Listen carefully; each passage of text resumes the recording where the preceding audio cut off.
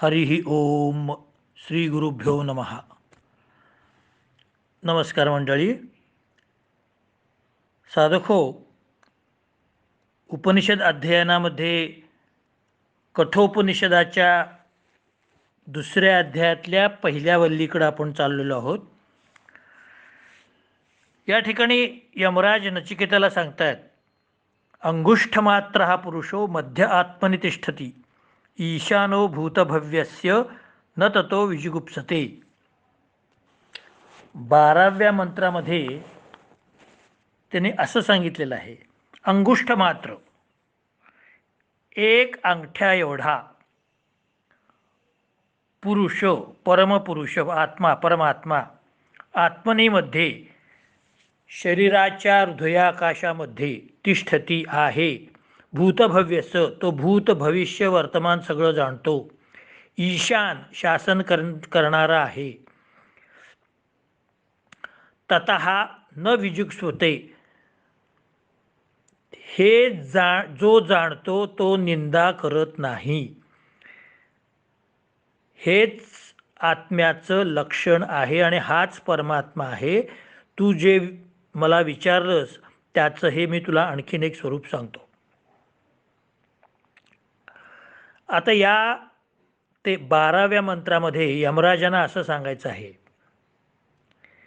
की हा जो परमात्मा आहे हा देहामध्ये हृदयाच्या अवकाशात म्हणजे हृदयाच्या पोकळीत कोणत्या स्वरूपात राहतो आणि तो केवढा आहे? अंगुष्ठ मात्र, अंगठ्या एवढा आहे. तो भूतकाल, भविष्यकाल, वर्तमानकाल सगळं जाणतो आणि त्याप्रमाणे शासन करतो. शासन करतो म्हणजे काय? ॲडमिनिस्ट्रेशन करतो. मनुष्याचा भूतकाल कसा आहे, वर्तमानकाल कसा चालू आहे आणि भविष्य काळामध्ये काय होणार आहे हे सगळं त्याला ज्ञात आहे आणि त्याप्रमाणे तो अंमलबजावणी करतो. तो क्षुद्र वृत्तीच्या लोकांना दिसत नाही. जे निंदा करतात त्यांना तो दिसत नाही.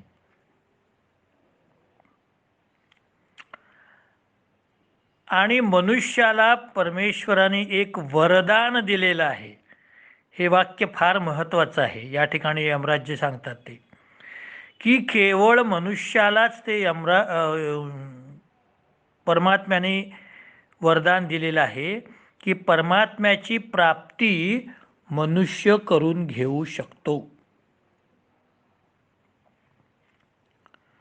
दुसरे प्राणी हे बुद्धिहीन असतात, त्यामुळं ते परमात्म्याची प्राप्ती करून घेऊ शकत नाहीत.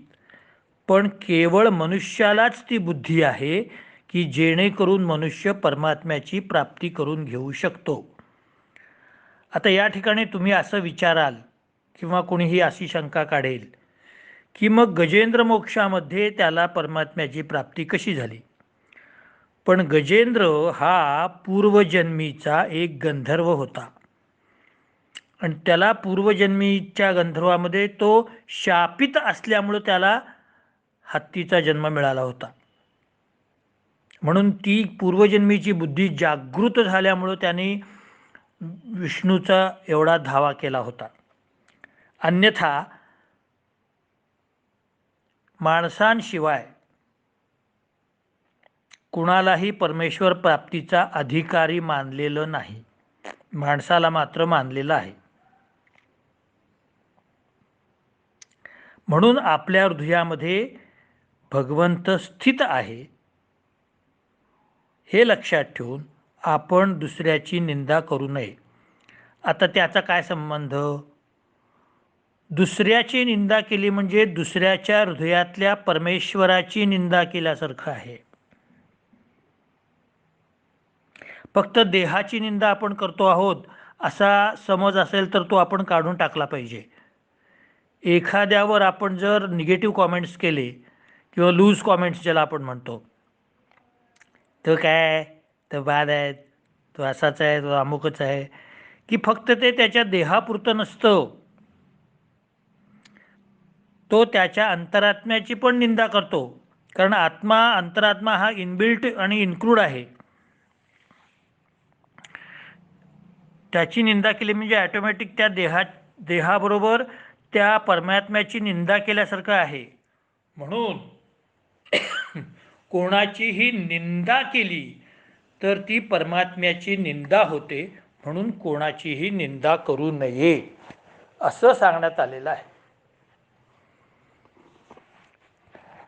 म्हणून या मंत्राचा सारांश असा सांगता येईल की हे नचिकेता, तू जे विचारलंस की हा परब्रह्म परमात्मा कसा आहे, केवढा आहे, तर तो अंगुष्ठा एवढा आहे.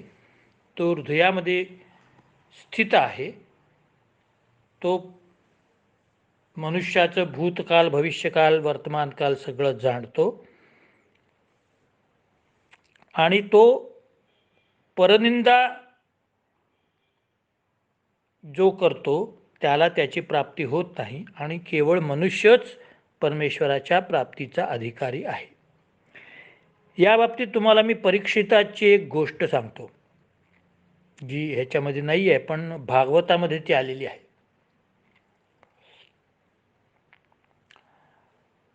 परीक्षित राजाचं नाव आधी वेगळं होतं.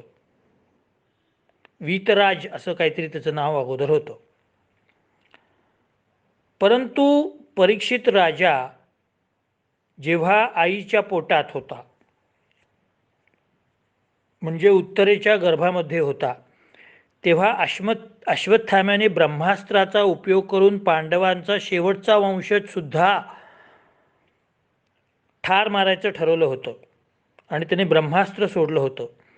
परंतु भगवान श्रीकृष्णाने आपल्या सुदर्शन चक्राने उत्तरेच्या गर्भाचं रक्षण केलं आणि अंगठ्या एवढा पुरुष त्याच्या रक्षणासाठी उत्तरेच्या गर्भामध्ये प्रविष्ट केला होता. आणि अंगठ्या एवढा हा पुरुष त्यांनी परीक्षित राजाने गर्भावस्थेत असताना पाहिला होता. आणि परीक्षित राजा जेव्हा जन्मला आणि या सृष्टीमध्ये आला तेव्हा तो सगळ्यांकडं पाहायला लागला.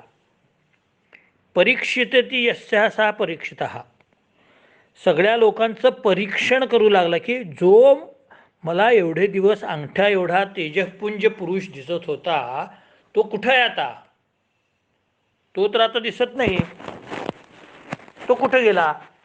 अशा प्रकारचं परीक्षण तो करत होता. म्हणून त्याचं नाव परीक्षित असं पडलं. हां, त्याचं नाव अगोदर विष्णुरात होतं, विष्णुरात, पण नंतर तो परीक्षित झाला. असो, तर एकूण अंगठ्या एवढा हा परमात्मा आहे. 13व्या मंत्रात सांगतात, अंगुष्ठ मात्र हा पुरुषो ज्योतिर्विधवामुखः ईशानो भूतभव्यस्य स एवाद्य स उ श्वः. अंगुष्ठ मात्र, अंगठ्या एवढा असलेला पुरुष, परमपुरुष, अधुमकः, धूमरहित, ज्योतिः इव, धूमरहित ज्योतीप्रमाणे आहे. भूतभव्यस्य, भूतकाल, वर्तमानकाल इत्यादी. ईशान हा शासन करणारा, सह एव अद्यः, तो परमात्मा आजही आहे आणि उद्याही राहील. सहा श्वः, उद्याही राहील. तो नित्य आणि सनातन आहे. हे परमात्म्याचं स्वरूप तू जे विचारलंस त्याप्रमाणे मी सांगत आहे.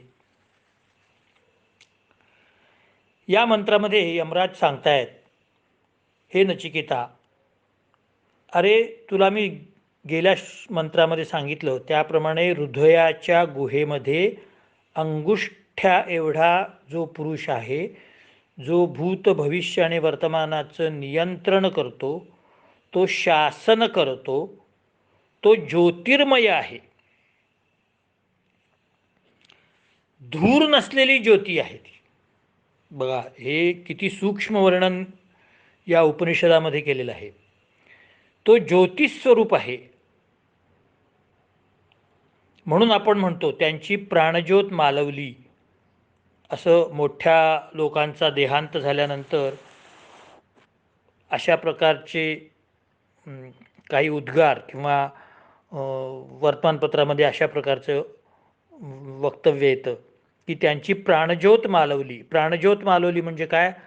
अंतरात असलेला तो परमात्मा हा निघून गेलेला आहे. त्यानंतर तुम्ही जर टी व्हीवरचं महाभारत वगैरे पाहिलं असेल तर त्यामध्ये सुद्धा असंच दिसलं की शिशुपाल गेल्यानंतर त्याच्या देहातून एक ज्योत श्रीकृष्णाच्या हृदयामध्ये स्थित झालेली आहे.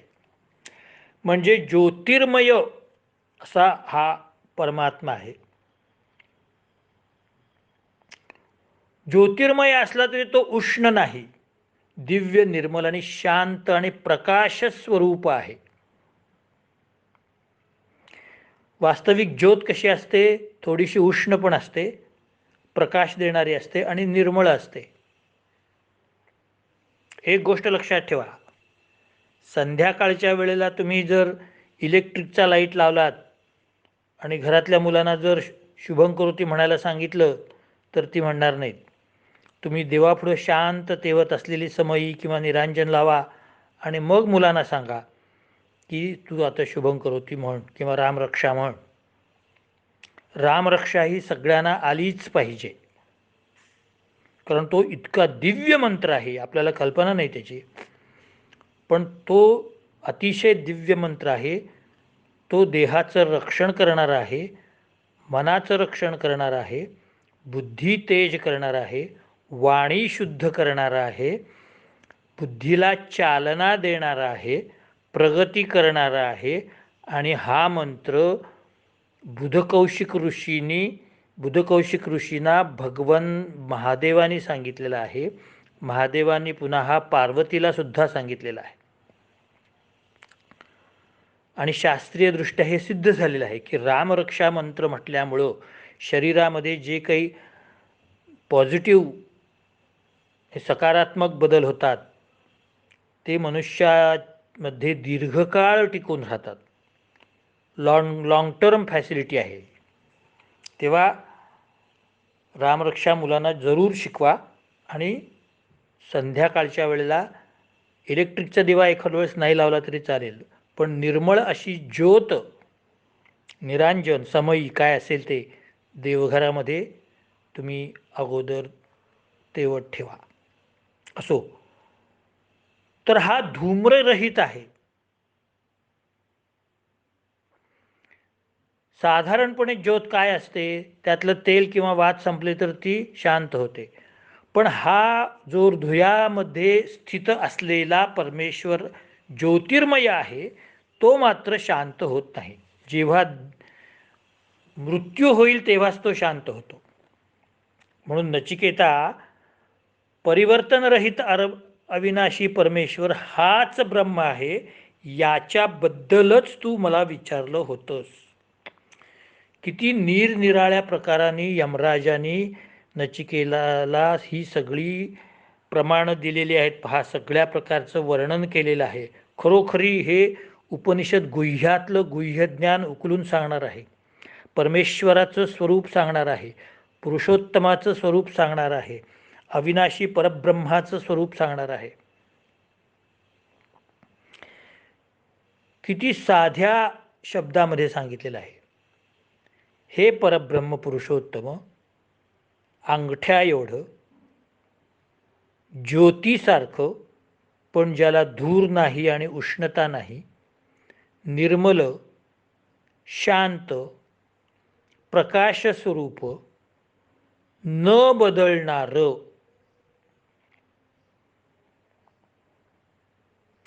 ज्योत विझते, पण ही प्राणज्योत शेवटीच विझते, आधीमध्ये विझत नाही. हे आता विजली परत लावा असं होत नाही. एकदा विजली की विजली, कमी होत नाही, जास्त होत नाही. पूर्वीच्या काळी कंदील होते, आपण बऱ्यापैकी बघितले असतील काही जणांनी. ती कंदिलाची ज्योत लहान मोठी करता यायची, पण हेच असं होत नाही, ही लहान मोठी करता येत नाही. आणि हाच अपरिवर्तनशील अविनाशी परमात्मा आहे. कोणतंही परिवर्तन त्या ज्योतीमध्ये होत नाही. 14व्या मंत्रामध्ये पुन्हा यमराज सांगतायत, यथोदकम दुर्गे वृष्टम पर्वतेषु विधावती एवं धर्मान पृथक पंशस्तानेव अनुवादती. यथा दुर्गे वृष्टम, ज्याप्रमाणे उंच शिखरावर पडलेला पाऊस, पर्वतेषु विधावती, पहाडाच्या वेगवेगळ्या ठिकाणी चारी बाजूला पडतो, त्याप्रमाणे धर्मान निरनिराळ्या स्वभावाच्या, मग देव असतील, असुर असतील, मनुष्य असतील, पृथक पश्यन, त्या परमेश्वराला पाहून, तान एव अनुधावती, आपापल्या शुभकर्मानुसार वेगवेगळ्या योनीमध्ये भटकत राहतात.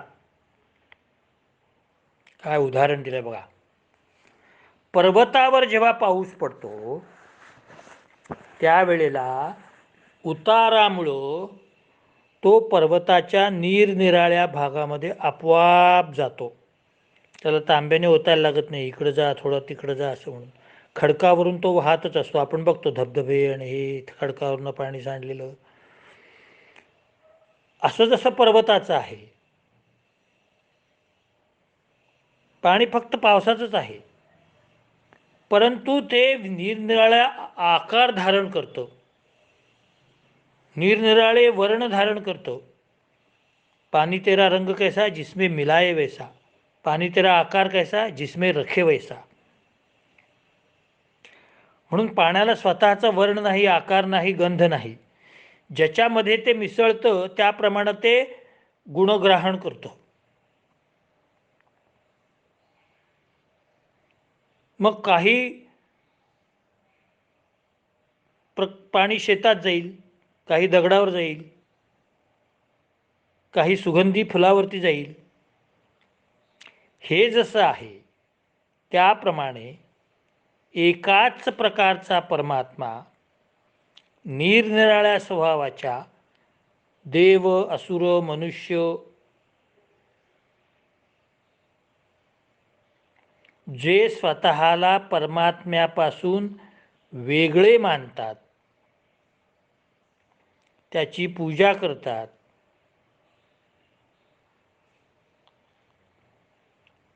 आणि स्वतःच्या स्वभावाप्रमाणे वागतात, त्यांना निरनिराळ्या योनीमध्ये भटकावे लागते. त्यांना परब्रह्म प्राप्त होऊ शकत नाही.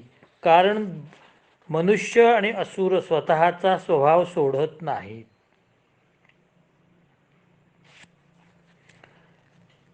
भगवद्गीतेच्या 9व्या अध्यायामध्ये ये अप्यंत देवता भक्ता यजन्ते श्राद्धान्वितः तेपि मामेव कौन्तेय यजन्ति विधिपूर्वकम. हे अर्जुना, श्रद्धायुक्त भक्त अन्य देवतांची उपासना करतात, तरी ते करणे अध्यात्मधर्म नियमात योग्य नसले तरी ते पर्यायाने माझीच आराधना करतात. तुम्ही पाणी कुठलंही वापरा हो, बोरचं वापरा, नळाचं वापरा, विहिरीचं वापरा, नदीचं वापरा, सरोवराचं वापरा, शेवटी ते पाणी कुठलं आहे? पावसाचंच आहे. आकाशात पतितं तोयम यथा गच्छति सागरम सर्वदेव नमस्कारः केशवम प्रतिगच्छति. आकाशातून पडलेलं पाणी निरनिराळ्या ठिकाणी वाहत जातं, पण नदीच्या रूपाने शेवटी ते समुद्रात जाऊन मिळणार आहे. तसं तुम्ही कोणत्याही देवतेची आराधना करा, शेवटी तुमची प्रार्थना, तुमची आराधना ही भगवंताला जाऊन मिळणार आहे, परमात्म्याला जाऊन मिळणार आहे. तुम्ही खंडोबा करा, म्हसोबा करा, मरगुबाई करा, चंद्र करा, इंद्र करा, श्रीकृष्ण करा, विठ्ठल करा, रामाची आराधना करा, कशाची करा, शेवटी ती परमात्म्यालाच जाऊन मिळणार. हे ठामपणे 9व्या अध्यायातल्या 23व्या श्लोकात भगवंताने सांगितलं आहे. पुढं भगवंत म्हणतात, अहम ही सर्व यज्ञानां भोक्ताच प्रभुरेवच न तु मामभिजानन्ति तत्त्वेनास्तस्य वातवाद. भगवंत म्हणतात, हे अर्जुना, मी परमात्माच उपभोक्ता आहे, मी उपभोग घेणार आहे, मीच स्वामी आहे. हे माझं रूप कोणी ओळखत नाही, म्हणून त्यांना मोक्ष प्राप्त होत नाही. ते उगाच टाइमपास करत बसतात. ते परमात्म्याला जाणतच नाहीत. तुम्हाला एक उदाहरण देतो मी, परत विद्यार्थ्यांचंच उदाहरण देतो. विद्यार्थी काय करतात, मुख्य टेक्स्ट जे अभ्यासक्रमाला जे पुस्तक लावलेलं असतं ते वाचायचं नाही, आणि हे गाईड वाच, तो प्रश्नसंग्रह वाच, ते गाईड वाच, तो मार्गदर्शक वाच, अपेक्षित प्रश्नसंचय वाच, हे करत बसतात. अरे आधी तुझं पाठ्यक्रमाला लावले ते पुस्तक, ते मूळ पुस्तक ते वाच ना. ते वाचायचं नाही आणि उगाच त्याच्यावरची 100 गाईड वाचत बसायची. त्यामुळं मूळ विषय त्यांना कळतच नाही. ते फक्त परीक्षार्थी होतात, विद्यार्थी होत नाहीत. ते सुद्धा झाले तर. कारण प्रश्नोत्तर लक्षात ठेवणं हे अभ्यासाचं लक्षण नाही आहे. विषय लक्षात आला पाहिजे. आधी तुम्ही तुमचं पाठ्यपुस्तक वाचा, त्यातले चॅप्टर्स वाचा, आणि ते समजलं नाही तर एक सपोर्ट म्हणून तुम्ही प्रश्न वगैरे सोडवा. ते सगळं सोडून आधीच प्रश्नसंच सोडवायला बघायचं. तसं मुख्य भगवंताला, परमात्म्याची सेवा करायचं सोडायचं आणि तिसरंच काहीतरी करत बसायचं, त्यामुळं परमात्म्याची प्राप्ती होत नाही. पुढं 9व्या अध्यायातच 25व्या श्लोकात भगवंत म्हणतात, यांती देवव्रता देवान पृथ्वीज्ञानंती पृथ्वीव्रतः भूतानि यांती भूतेज्या यांती मत जानते नपी. देव, पितर, भूत यांची आराधना करणे लोक त्यांच्या त्यांच्या लोकात जातात आणि मला भजणारे, माझं भजन करणारे मला येऊन मिळतात. जे लोक भूत, पिशाच, पितर हे असल्यांची आराधना करत बसतात,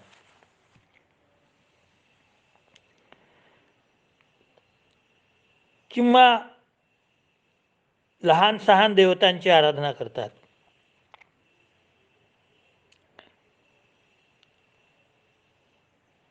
म्हणजे ज्यांच्यामध्ये खरोखर देवत्व आहे की नाही हे माहीत नसतं, पण तशी आराधना करतात, ते सगळे त्या त्या योनीतच जातात परत.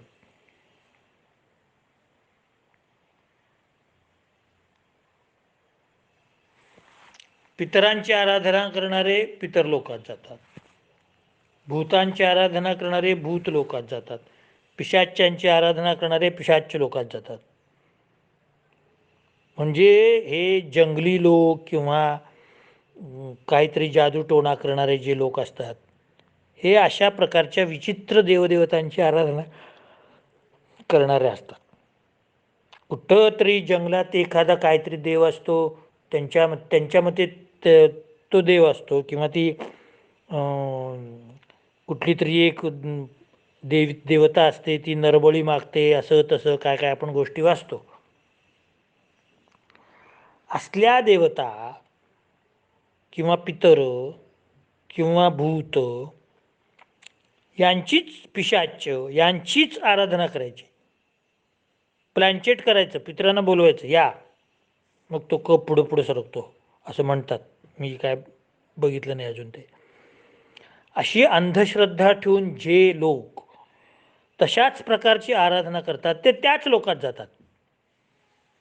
पिशाच लोकात जातात, भूत लोकात जातात, पितर लोकात जातात, पण जे माझी आराधना करतात ते मलाच येऊन मिळतात, असं भगवद्गीतेत सांगितले. हा संदर्भ कठोपनिषदामध्ये आलेला आहे.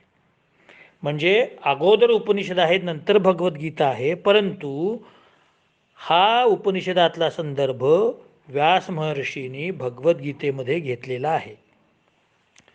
आता ह्या वल्लीमधला शेवटचा श्लोक, दुसऱ्या अध्यायातली पहिली वल्ली, त्यातला शेवटचा 15वा श्लोक. यथोदकं शुद्धे शुद्धमासक्तिं तादृदेव भवती एवं मुनिव्रजानतो आत्मा भवती गौतम. यथा शुद्धे असिक्तम, ज्याप्रमाणे निर्मळ अशा पाण्यामध्ये सगळ्या बाजूनी आलेलं पाणी शुद्ध होतं,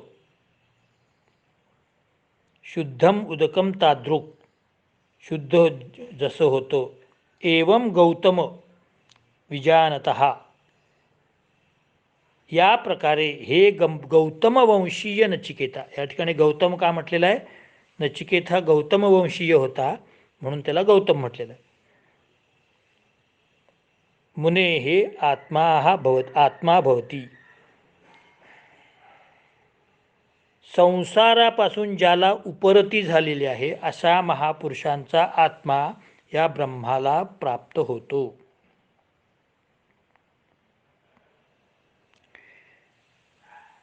एखादं अत्यंत शुद्ध पाणी एका भांड्यात ठेवलेलं आहे आणि ते भांडं उघडं असं गच्चीवरती वगैरे ठेवलेलं आहे किंवा अंगणात ठेवलेलं आहे. मग पाऊस पडला. पाऊस पडल्यानंतर त्या शुद्ध पाण्यामध्ये जे पावसाचं पाणी पडलेलं आहे ते शुद्धच होणार, कारण मुळात पावसाचं पाणी हे सगळ्यात श्रेष्ठ आहे. त्याच्यामध्ये कोणतंही कॉन्टिमिनेशन नसतं, कुठलंही इन्फेक्शन त्याच्यामध्ये नसतं. पावसाहून ढगातून डायरेक्ट पडणारं पाणी हे त्या बाटलीतल्या विकत घेतलेल्या पाण्यापेक्षा शुद्ध असतं. त्याच्यावर कोणती प्रक्रिया नाही, कुठल्या जंतू संसर्ग नाही, माती नाही, दुसऱ्या कुठल्या वस्तूला ते लागलेलं नसतं, कुणाच्या कपड्याला लागलेलं नसतं. आकाशातून डायरेक्ट आपल्या ओंजळीत जर घेतलं आणि पाणी पिलं तर काहीही होत नाही, उलट चांगलं असतं ते. वरुण जल हे सगळ्यात आयुर्वेदामध्ये सुद्धा श्रेष्ठ सांगितलेलं आहे, किंवा वरुण स्नान, पावसाच्या पाण्याची आंघोळ ही श्रेष्ठ सांगितलेली आहे. तसं शुद्ध पाण्यामध्ये पावसाचं पाणी मिसळलं तर ते शुद्धच होणार, कोणताही विकार त्यामध्ये येणार नाही. तसंच हे गौतम वंशीय असलेल्या नचिकेता,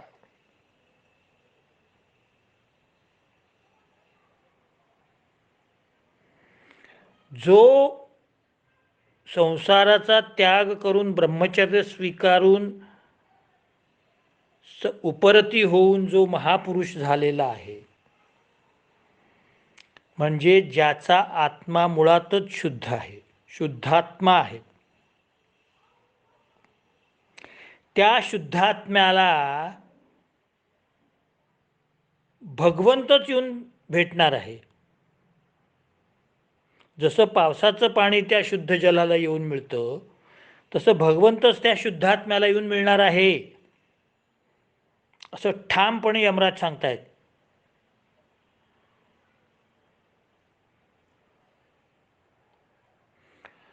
जशी शुद्ध पाण्याला शुद्ध पाण्याची ओढ आहे, तशी भगवंताला शुद्ध आत्म्याची ओढ आहे. म्हणून संतांकडे भगवंत जातो, संत ज्ञानेश्वरांकडे जातो, संत नामदेवांकडे जातो, संत पुरंदरदासांकडे जातो, कनकदासांकडे जातो, तुकोबारायांकडे जातो, जनाबाईकडे जातो, कारण हे सगळे शुद्ध आत्मे आहेत.